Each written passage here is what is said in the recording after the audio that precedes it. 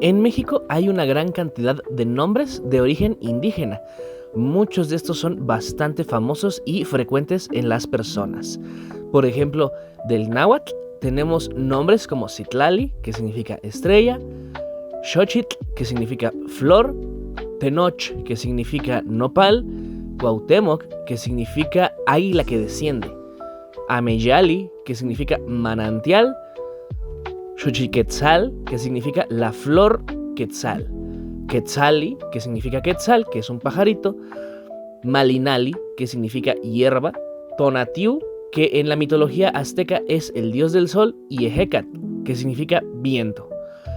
Esos son algunos ejemplos en náhuatl, pero también hay nombres comunes que tienen origen en otros idiomas. Por ejemplo, del zapoteco viene Nayeli, que significa te amo, Vivani, que significa despierta, Vinisa, que significa viento, Shunashi o Sunashi, que significa virgen, Yunisa, que significa tierra, e Inisa, que significa agua.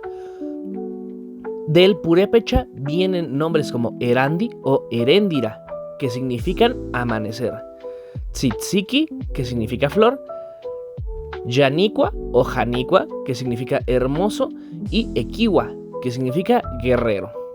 Del otomí vienen nombres como Sona, que significa luna, Hamadi, que significa amar, Shareni o Jareni, que es la diosa del amor de la mitología otomí, Joy o Joy, que significa tierra, y Tsibi, que significa fuego.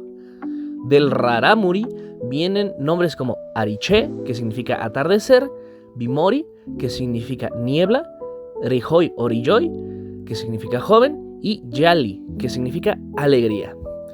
Del maya vienen nombres como Itzel, que significa amanecer, Nicté, que significa flor, Alitzel, que significa niña sonriente, Itzayana, que significa mujer de ojos claros, Ixchel, que significa arcoíris o luna, Sacil, que significa luz, Aruma, que significa noche, Yatzil, que significa cosa amada, Yamil, que significa amor, Balam, que significa jaguar, Ikal, que significa viento, Canek, que significa serpiente, y Kabah, que significa el camino de los dioses de la mitología maya.